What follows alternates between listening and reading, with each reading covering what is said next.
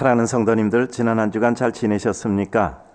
저도 역시 우리 성도님들께서 기도해 주셔서 건강하고 기쁘고 또 감사하게 한 주간을 잘 보냈습니다.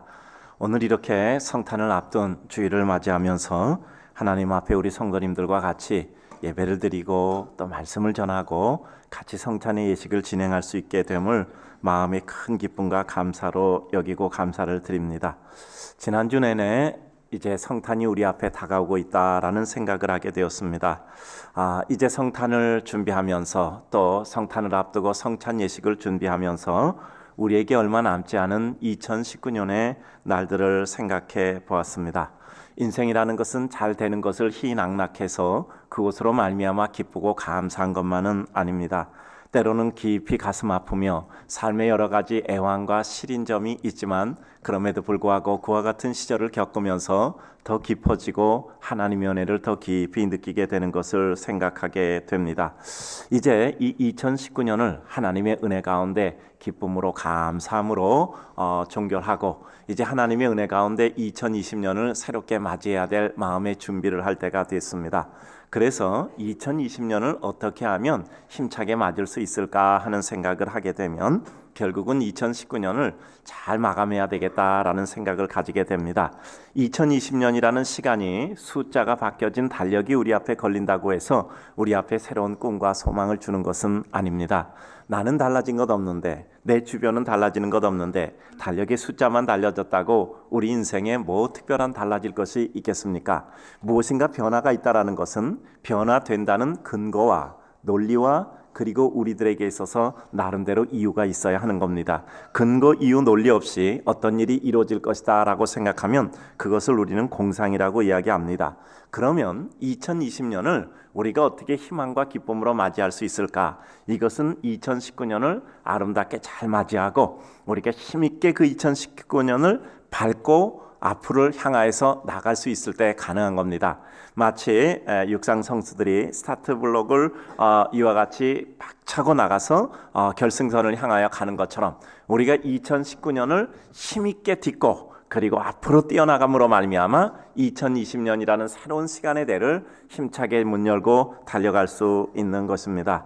그래서 이제 오늘 새롭게 저희 교회에 또 부임하는 교육자들도 계시지만 그분께 꼭 부탁드린 게 있습니다.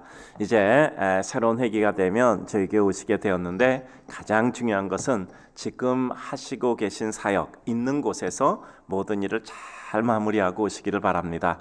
그래서 모든 마무리를 잘 하시고 자료를 잘 만들어서 다음 후임자가 그것을 보고 잘 사역할 수 있도록 깨끗하게 정리하고 좋은 자료로 만들어서 전달해주고 오십시오 라고 부탁을 드렸습니다.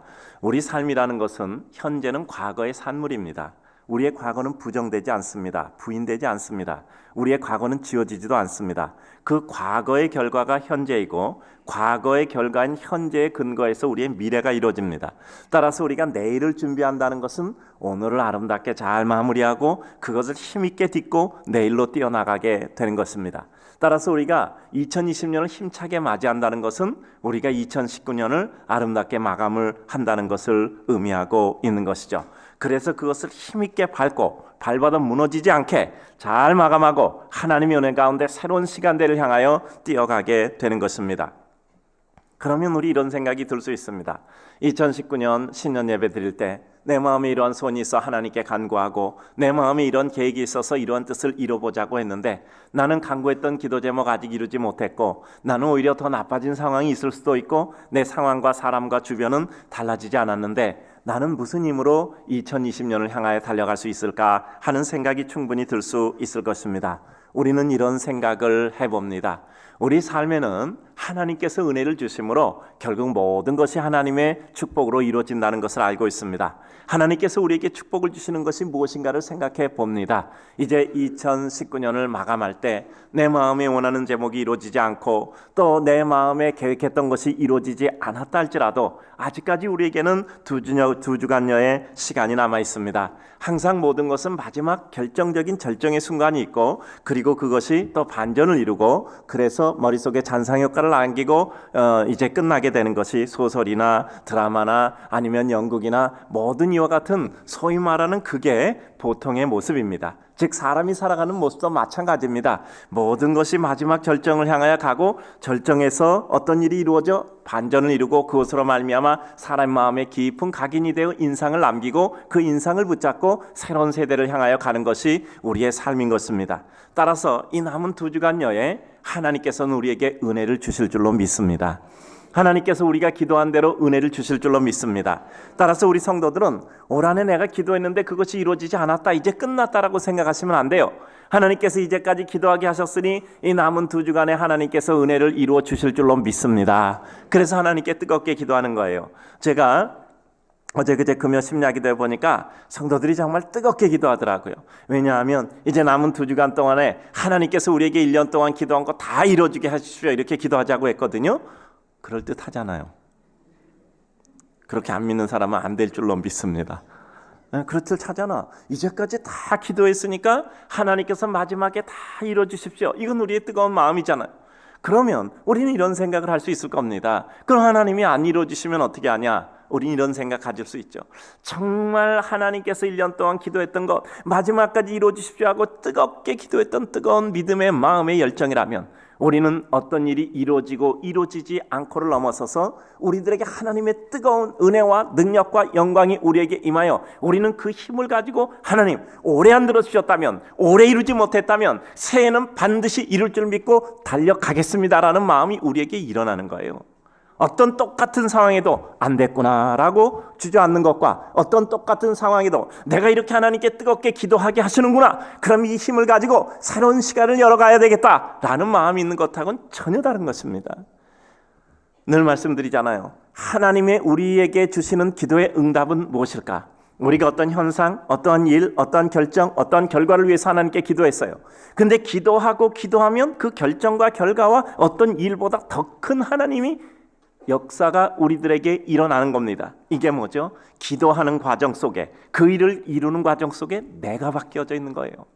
이제는 내가 생각했던 그 수준보다, 내가 원했던 그 일보다 내가 더 수준 높은 사람이 되어서 그 일의 결과 여부를 넘어선 하나님의 사람이 돼 있더란 말이에요. 그래서 오늘 성경에 나온 대로 내가 너희를 생각할 때마다 하나님께 감사하고 그리고 기도할 때마다 너희를 무리를 위하여 기쁨으로 기도하면 너희가 첫날부터 이제까지 복음 안에서 같이 교제 나누고 복음의 은혜에 같이 참여했기 때문이라고 말씀하고 있습니다. 그리고 축복하기를 너희 안에 착한 일을 시작하신 이가 예수 그리스도의 날까지 이루신다는 거예요. 저는 여기서 가장 마음을 들여서 생각하고 싶은 것이 예수 그리스도의 날까지예요.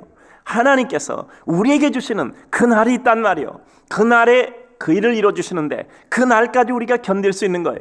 우리 장로교 칼빈의 구원에 관한 5대 교리 중에서 가장 마지막이 성도의 견인이라는 겁니다. 성도는 어떤 환난과 고통에도 불구하고 끝까지 견인, 인내하여서 결국 하나님의 구원의 완성을 이루는 거예요. 우리의 구원의 완성도 그와 같이 이루어지는 것처럼 우리 삶에도 하나님의 구원의 능력이 임하게 되면 우리는 마지막까지 인내하여 하나님의 역사를 이루는 겁니다.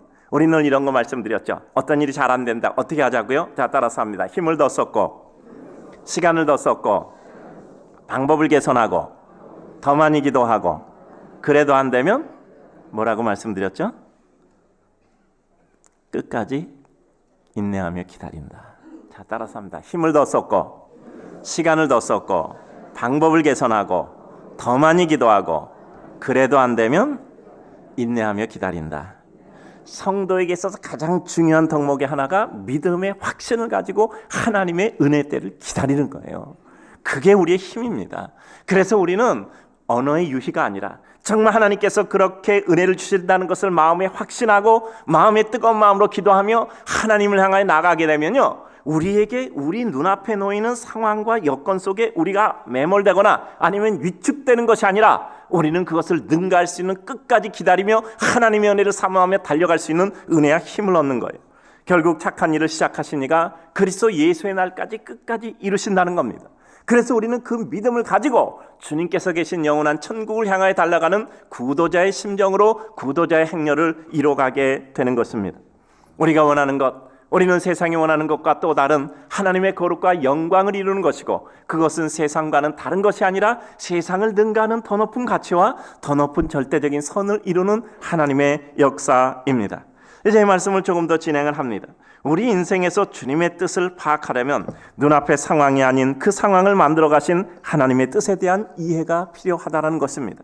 우리가 주의 날을 기다리려면 하나님의 뜻을 파악해야 돼요. 하나님의 뜻을 파악하려면 우리는 하나님의 뜻은 우리 인간과 다른 수준인 것을 파악하고 그 가운데 내 눈을 열어 하나님의 뜻을 바라보는 기대하는 수준이 있어야 돼요. 우리 이런 말 좋아하잖아요. 파도를 보지 말고 파도를 일으키는 바람을 보라. 그래요.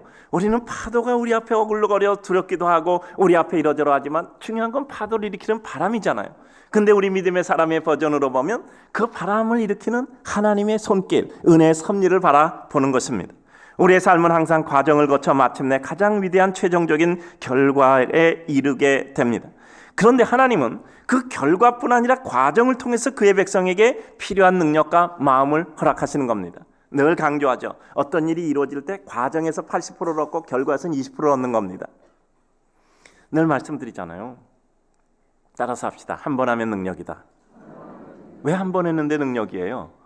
제비뽑기에서 이루어진 것하고는 틀린 겁니다. 제비뽑기에서 한 번 됐으면 그건 아니에요. 제비뽑기에서 됐으면 그거는 뭐 특별한 어떤 하나님의 은혜나 운이 좋아서 됐을 수 있다고 말할 수 있겠죠. 한 번 하면 그것을 이루는 과정 가운데 능력이 습득되는 거예요. 그래서 반복적으로 그 일을 이룰 수 있는 기초적인 능력이 우리들에게 갖춰진 거예요. 그러니까 다음에 똑같은 일은 똑같이 할 수 있는 거예요. 그래서 한 번 하면 능력입니다. 반복되면 우리 삶의 실제, 그리고 우리 삶의 평상이 되는 거예요. 그러니까 우리들에게 있어서 가장 중요한 것은 과정입니다. 모든 행사를 진행해도 행사의 과정 속에서 80%는 이미 우리가 얻는 결실을 얻고 우리는 습득하게 되는 것이죠. 우리가 예배 참석했어요. 오늘 정말 이렇게 우리 성도님들이 아주 반듯하게 하나님 앞에 드리는 모습은 정말 마음에 감동을 주고 있어요. 그런데 예배를 드린다는 예배라는 게 어디서부터일까? 이 자리에 앉아서부터 예배일까? 저는 그렇게 생각하지 않아요. 어저께 내일 예배를 드리러 가야지라고 생각하고 일찍 주무시거나 아니면 내일 어떤 옷을 입고 가야지라고 딱 정리하고, 저도 어저께 저녁에 제 목양실에서 집에 갈 때 내일 어떤 양복을 입어야지, 어떤 옷을 입어야지, 어떤 양말을 입어야지. 제가 또 주일날 매는 혁대가 있어요. 1g이라도 가벼워야 되잖아. 제가 주일날 매는 혁대는 제일 가벼운 혁대예요. 그래서 그거 미리 딱 준비하고 손수건, 양말, 그다음에 이러저러 옷까지 다 책상에 딱 늘어놓고 그리고 이제 집에 가는 거예요. 그렇잖아요. 주일날은 1g이라도 가벼워야 돼. 그래야 설교하는데 조금이라도 힘을 더 쏟을 수 있잖아. 그러니까 주일날 꼭 매는 그 혁대가 딱 하나 있어요. 그 혁대는 다른 때 절대 안 돼. 주일만 아꼈다가 매야 돼. 그렇잖아. 거기서부터 예배잖아. 우리가 아침에 올 때도 내가 예배 드리러 가니까 그 돈 매무시 갇히고 그래도 내가 좀 정리하고 가야지, 그런 생각 가지고 우리는 하나님께 드리는데 그게 다 예배란 말이야. 더 나아가서는 일주일 동안 내가 하나님의 백성으로 살아가야지, 그리고 주일날 예배를 드려야지, 그것 의식하고 사는 그게 전부 예배란 말이야. 그래서 하나님은 우리들에게 항상 어떤 최종적인 위대한 결과뿐 아니라 그 과정을 우리에게 주시는 거예요. 따라서 그 상황을 만들어 가신 하나님의 뜻을 바라봄이 우선입니다. 성경의 인물들을 통해 보게 되는 하나님의 뜻을 살펴봅니다. 과정을 보면 낙심하게 되고 이해하지 못할 일이 많으나 결과를 보면 하나님께서 왜 그렇게 하셨는가를 우리는 이해할 수밖에 없습니다. 아브라함은 수많은 실패 끝에 하나님을 깨닫고 자신을 깨닫고 그의 인생을 전폭적으로 주님 앞에 순종하는 삶으로 만들 수 있었던 겁니다. 야곱은 능력 있는 사람이었어요. 그러나 그는 인간적인 한계를 깨닫게 되고 인생의 능력만으로는 모든 일을 이룰 수 없다는 것을 깨닫게 되고 하나님의 뜻대로 내가 결국 살아가게 될 수밖에 없다는 것을 깨닫게 되죠. 그리고 그는 거룩한 성자가 됩니다. 요셉은 밝고 준수한 사람이었어요. 그에게 따른 고난은 너무 고통스럽고 질겼습니다. 그러나 결국 하나님이 함께 하심으로 그를 높은 자리에 올려주셨고, 뿐만 아니라 높은 자리에 올라서 그의 원수를 갚을 수 있을 때 그는 오히려 원수를 갚지 않고 은혜와 사랑으로 그 영들을 후대함으로 말미암아 그는 상처를 꽃으로 피워내는 사람이 됐던 겁니다. 그는 상처를 원수로, 그리고 그는 갚은 사람이 아니라 그는 상처를 꽃으로 피워낸 사람이에요. 그러므로 그는 예수 그리스도의 이와 같은 모습을 드러낸 하나님의 거룩한 은혜의 백성이었던 겁니다. 모세도 능력도 자신감도 충만했던 사람이지만 그 모든 것을 제거하시고 자신의 무능을 고백하게 합니다. 그리고 마지막 순간까지 인도하셔서 결국 그를 구약의 최대 인물로 삼으십니다. 하나님이 인도하는 사람 모세도 결국 백성들이 격렬히 비난할 때 그는 그 앞에서 무릎을 꿇고 하나님 앞에 기도할 수밖에 없었던 때도 있었습니다. 그는 가나안에 들어가지 못하게 되는 그의 결점도 있었어요. 그러나 그것을 은혜로 받아들임으로 말미암아 그는 인생의 성취와 그 모든 것을 능가하는 하나님의 축복의 백성이 되었던 겁니다. 모세가 가나안에 들어가지 못했다고 그가 부족한 사람이고 그가 이루지 못한 사람이라고 누가 말씀하겠습니까? 우리의 이름이라는 것은 하나님이 원하시는 부분까지고 우리가 성취하고 완성하는 것은 하나님이 인도하시는 그 곳까지일 뿐입니다. 인생이란 결국 하나님의 뜻을 어떻게 받아들일 줄 아느냐 하는 것에 따라서 최종적인 성패가 이루어지게 됩니다. 우리 인생에 있어서 하나님의 뜻을 이루는 것은 두 가지 유형이죠. 하나는 극복입니다. 하나는 수용이에요. 그래, 우리에게 어떤 어려움이 있어요. 지붕을 뜯어 구멍을 내고 하는 마음으로 우리는 극복의 의지를 가지고 그 어려움을 헤쳐나가고 하나님의 은혜 가운데 그 일들을 이뤄가는 것이 우리의 은혜입니다. 그러나 그와 같은 극복의 의지, 극복의 은혜를 활용하고 우리는 최종적으로 그 가운데 주어지는 하나님의 뜻을 받아들이는 것입니다. 그래요, 예수님께서는 간구하셨죠. 아버지, 할 수만 있으면 이 잔을 내게서 멀게 하옵소서. 극복하고 싶으셨던 거예요. 그러나 결국 받아들이시는 건 뭐죠? 그러나 내 뜻대로 마옵시고 아버지의 원대로 하옵소서. 수용이란 말이에요.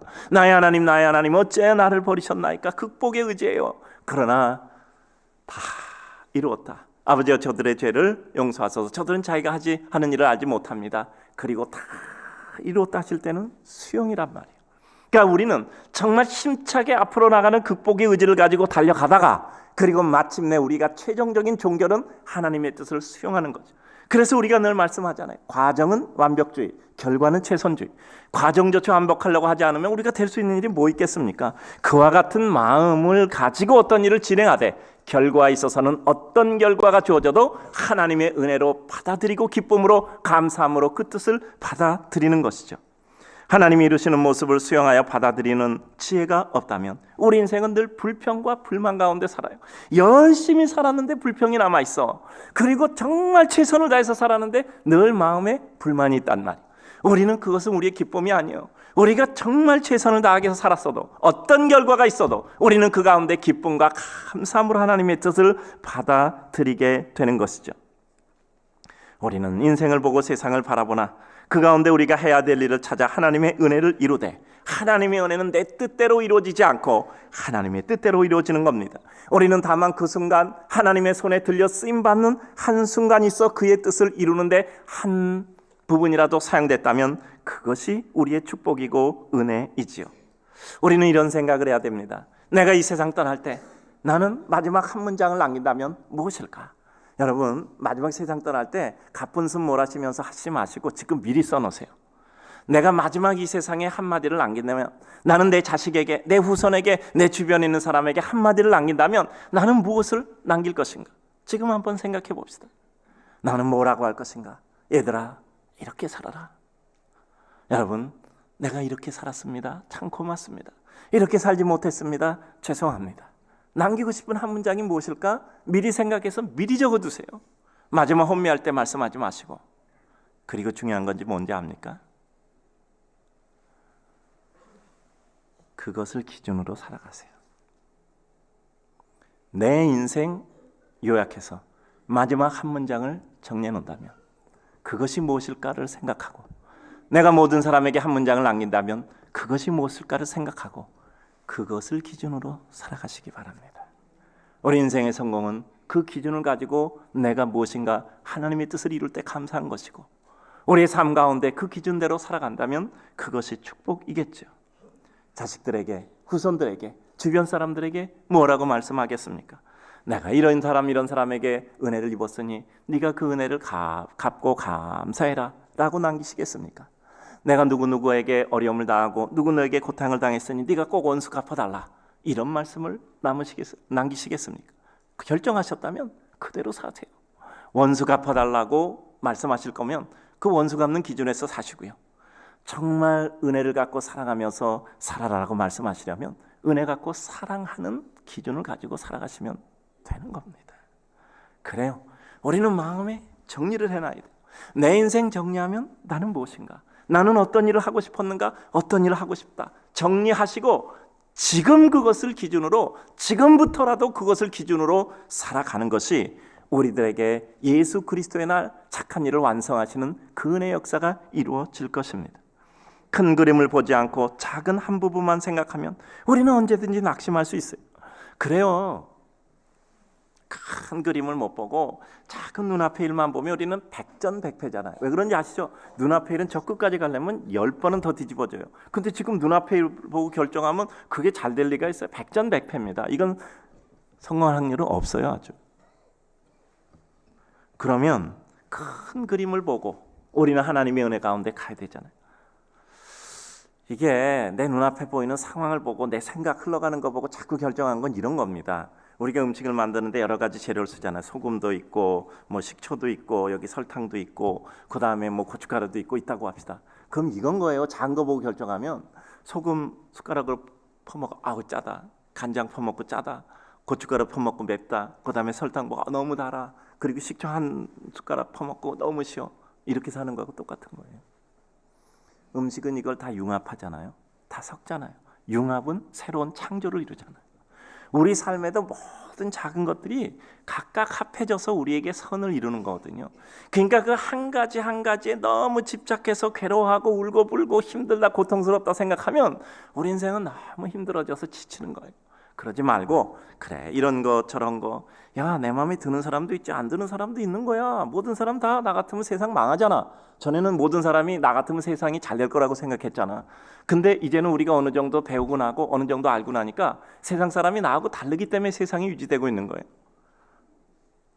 그것도 아직 모르면 우리는 아직도 안 된 거잖아.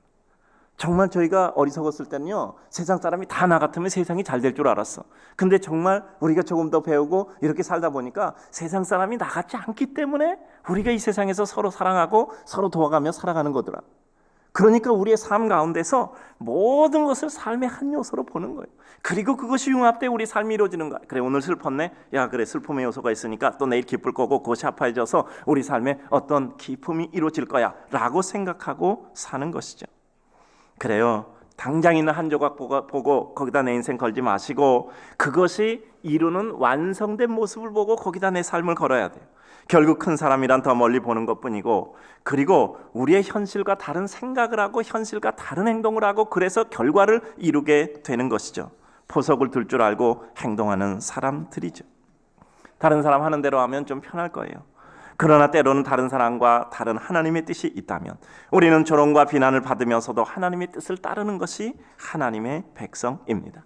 너는 하나님의 뜻을 부여받았기 때문에 그는 사람들이 조롱해도 하늘이 맑은 날에 배를 지었습니다. 예수님께서 부활과 승천을 알지 못했다면 어떻게 십자가에 못 박히실 수 있었겠습니까? 단순한 육체의 고통에 불과했다면 무슨 의미가 있겠습니까? 여러분 예수님보다 더 비참하게 죽은 사람 많이 있어요. 그런데 그 예수님이 그렇게 십자가에 못 박혀 육신적으로 비참하게 죽은 것이 우리에게 가장 중요한 것이 아니라 예수 그리스도의 그 죽음이 우리 인생의 죄를 지고 대신 죽으심으로 우리의 죄를 다 사하셔서 하나님과 우리를 다시 회복시켜 우리가 하나님과 연합되어 새로운 생명을 얻게 한 것이 우리에게 중요한 거예요. 예수님은 그래서 육체의 고통, 인간의 부끄러움을 기꺼이 당했단 말이죠. 뭐죠? 저 멀리는 하나님의 뜻과 영원한 영광과 구원과 하나님의 은혜를 바라보며 그 일을 이루었던 것이죠. 주님을 위해 수고하지 않고 땀 흘리지 않아 본 이들, 주님을 위해서 나를 버리지 않은 사람들이 어떻게 주님이 주신 참 기쁨을 알 수 있겠습니까? 언제나 인간의 머리라는 정확한 수준에서 판단, 행동 그리고 말하고 산다면 우리는 불쌍한 인간에 그칠 겁니다. 그래요.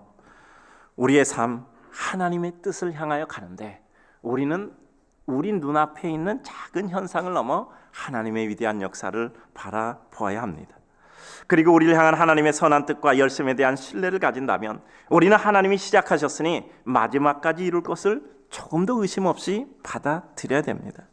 사람이 어려운 것은 확신이 없기 때문에 어렵다 그랬잖아요. 확신 있으면 가다 어려움이 있으면 그래도 이거 넘어가면 저 끝엔 잘 돼 라는 확신만 있으면 끝까지 갑니다. 근데 왜 끝까지 못 갈까? 확신이 부족하니까 이게 아닌가 봐, 이 길이 아닌가 봐. 그리고 또 왔다 갔다 하면 지쳐서 결국은 주저앉는 겁니다.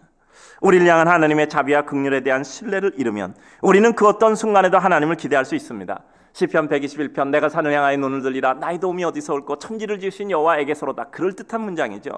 그런데 다윗이 글을 쓸 때는요 정말 그의 인생의 가장 고통스러운 때 아무도 정말 도와줄 사람이 없어요. 오직 천지를 지으신 여호와 한 분만이 나를 도와줄 수 있다는 것. 이거는요 힘이 나는 게 아니라 가장 처연한 고통스러운 장면이요. 그런데 그 고통스러운 장면에서 한 줄기 빛 하나님을 보잖아요. 그랬더니 그 인생이 달라지는 것이란 말이죠. 낮의 해도 밤의 달도 너를 해치 못한다 라고 그는 마음속에 확신하게 된 거죠. 시편 23편을 보면 그는 사망의 음침한 골짜기를 다니라도 상해받음을 두려워하지 않으며 라고 말씀하고 있습니다. 주의 지팡이와 막대기가 나를 지켜주십니다. 내 원수의 목전에서 큰 잔치상을 베풀어 주십니다. 그래요. 우리가 하나님의 은혜 가운데 나아간다면 확신을 가지면 우리의 삶이 달라지는 것입니다. 하나님의 말씀은 이사야 43장에 기록한 대로 그 백성을 물과 불 속에서도 지켜주는 겁니다. 여러분 확신 가진 것과 확신을 가지지 않은 것은 이건 정말 너무 큰 차이예요. 하나님을 믿는다는 것은 무엇일까요? 그의 자비와 그의 사랑과 그 백성을 향한 긍휼을 믿는 거잖아요. 우리가 하나님을 믿는다. 뭘 믿어요? 하나님이 우리를 향하여 자비의 심정을 가지고 우리를 사랑하시고 그리고 우리를 긍휼로 대하신다는 걸 믿는 거예요. 그래서 우리의 죄를 씻어주시고 우리를 받아주시고 우리가 엎어졌을 때 일으켜 세워주시고 우리가 누추할 때 우리를 버리지 않는다는 겁니다. 자식이 부족하면 부모가 버리겠습니까? 부모가 부족하면 자식이 부모를 버릴 수 있겠습니까? 왜죠? 사랑하기 때문이죠. 사랑이 있기 때문입니다. 내 인생에 있어서 가장 큰 은혜와 축복이 무엇인가를 생각하면 우리는 하나님의 선한 뜻과 열심은 결국 우리를 완성시킨다는 것을 확신할 수 있는 겁니다. 여러분 우리는 지혜로워야 되잖아요. 이렇게 한번 생각해 봅시다. 여러분 자동차 이렇게 기름을 넣잖아요. 분당에서 1리터당 2,100원이야. 근데 신문을 보니까 제주도에는 1리터당 1,900원이야. 그럼 여러분 기름 넣으러 제주도 가겠네. 잘 이해가 안 되는구나. 분당에서는 2,100원이야. 근데 제주도에서는 1,900원이야. 그럼 여러분은 기름값 싼데 자동차에 기름 넣으러 제주도 갑니까? 안 그렇잖아요. 제주도까지 가려면 돈이 더 들 거야. 뭐 비행기에 자동차 태울 수도 없으니까 뭐 배에다 태우고 가고 뭐 어쩌고 저쩌고 돈이 더 들 거야. 우리가 예수 믿으면 어려운 것도 있고 고통스러운 것도 있고 불편한 것도 있고 하고 싶은 것도 못 해요. 비싼 값을 치르는 것 같아. 그러나 그 값 안 치른다고 예수님 떠나서 세상에서 살면 기쁠까요? 우리는 그것이 주는 더 큰 기쁨과 감격이 있는 겁니다. 그래요. 하나님이 주시는 큰 축복과 은혜를 생각하면 결국 하나님이 우리를 완성시킨다는 것을 생각하면 우리는 하나님께 감사해서 하나님을 선택하는. 아까 말씀드렸잖아요. 칼빈의 구원에 관한 5대 교리 중에 5번째가 성도의 견인이란 말이야. 성도가 끝까지 불시험 가운데도 견디고 일어서서 결국은 구원의 완성을 이루는 것.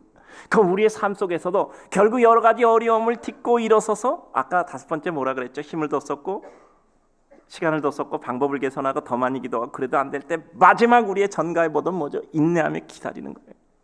그것처럼 우리의 삶 가운데 하나님의 은혜를 끝까지 인내하며 기다리며 그 가운데 하나님의 은혜의 열매를 취득하게 되는 것이죠. 이런 생각을 해봤습니다. 의외로 우리 삶에서 악을 이기는 것은 더 큰 악이 아니더라고. 이 사람이 악하게 돼. 그럼 더 큰 악으로 그 사람을 정말 이겨버리는 게 아니더라고요. 그 악을 이기는 것은 더 큰 악을 저지르는 게 아니라 선함이며 그 선함이 생각보다 강하고 힘이 있는 것이고 하나님의 은혜와 축복이 임하는 것이더라고요. 아무리 악이 같아도 아무리 세상은 악인이 운영하는 것 같아도 결국 선하신 하나님이 운영하시는 것을 우리는 알고 있고 보게 되는 것입니다. 그래서 악을 이기려면 우리는 더 큰 악을 행하며 그 악을 눌러버리는 것이 아니라 우리는 오히려 하나님의 더 큰 선과 은혜와 사랑을 가지고 그 악을 이기는 거예요. 착한 일을 시작하신 이가 예수 그리스도의 날까지 이루심을 아는 우리는 따라서 어떤 순간에도 갈등하지 않고 하나님의 뜻에 대한 기대를 가지고 우리의 상황을 파악하여 누리며 이뤄가는 것입니다. 성경을 보면 어떤 인생이든지 그의 완성은 지난한 과정을 통해서 이루어지게 되는 거죠. 왜 그럴까요? 하나님께서는 눈물의 강 건너 가슴 아리고 찢어질 듯한 고통을 겪으며 성숙해지고 깊어지는 은혜를 우리들에게 이루어 주시는 것입니다. 삶이란 잃은 것 같으나 잃은 순간 얻는 것도 많이 있어요. 우리의 삶 가운데 하나님의 뜻을 바라보며 내가 모든 것이 이루어지지 않은 순간 같은데 정말 그 순간에 이루는 것이 많이 있는 것이죠. 하나님의 뜻에 대한 기대를 가져야 돼요. 제가 오늘 이 말씀으로 마치려고 합니다. 우리가 2019년을 마치든 우리가 우리 인생을 마치든 우리가 고백할 수 있는 한 문장이 있잖아. 뭐죠? 자, 같이 따라서 합시다. 모든 것이 하나님의 은혜였습니다.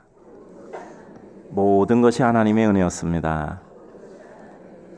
하나님의 전적인 은혜잖아요. 모든 것이 하나. 우리 인생 마치고 많은 얘기할 필요 없잖아. 모든 것이 하나님의 은혜였습니다. 저도 이제 혹시라도 목회를 마치게 되면 그러나 안 그러나 보세요. 제가 딱 한마디만 하려고 그래요. 모든 것이 하나님의 은혜였습니다. 그 말에 아무 말도 필요 없는 것 같아요. 그 한마디에 모든 것이 다 응축되어 있는 거예요. 근데 그 모든 것이 하나님의 은혜였다는 그 한마디 문장을 완성하기 위해서 우리는 어떤 길을 걸어야 합니까? 여러분 이런 호수 같은 데 보면 그 백조라고 합시다. 그냥 뭐 오리가 됐든 뭐가 됐든 백조라고 합시다. 그 백조가 무리를 유유하게 흘러가잖아요. 유유하게 가. 그 백조가 유유하게 가는 거 보면 얼마나 평화롭고 멋지고 또 아주 자태가 우아하잖아. 근데 발밑에서 어떻게 하고 있는 건 알죠? 그걸 유지하려고 바둥바둥거리고 물갈피를 걷고 있다. 그 우아한 모습을 이루기 위해서 그 발밑에는 그 수많은 고통과 아픔과 시련을 겪어서 바둥거리며 살아가는 겁니다. 그리고 마지막 고백은 의연하게 모든 것이 하나님의 은혜였습니다. 그 한 문장 고백하고 가는 것이 우리 인생 아니겠습니까? 우리의 삶의 분절이 아니겠습니까? 올 한 해를 이루고도 우리는 지난한 삶을 살았어요. 바둥거리고 살았고요. 정말 치열하게 살았습니다. 그러나 우리는 우아하게 한 문장으로 하나님, 올 한 해 모든 것이 하나님의 은혜였습니다. 그렇게 고백하고 가는 거예요. 우리 사랑하는 성도님들, 삶이 아프시죠? 너무 아프잖아. 그리고 너무 억울하잖아. 그리고 너무 쓰리잖아. 그러나 그럼에도 불구하고 그 모든 것을 우리는 따라서 합시다. 소화하고 흡수해서 하나님 앞에 고백하는 거예요. 하나님, 모든 것이 하나님의 은혜였습니다. 그리고 우리의 한 해를 마치고 새로운 해를 맞이하며 우리의 인생을 마치고 하나님의 영원한 세계로 입성하는 겁니다. 사랑하는 성도들에게 착한 일을 시작하시니까 그리스도 예수의 날까지 이름을 확신하며 하나님의 능력 가운데 거하시기를 주님의 이름으로 축복합니다.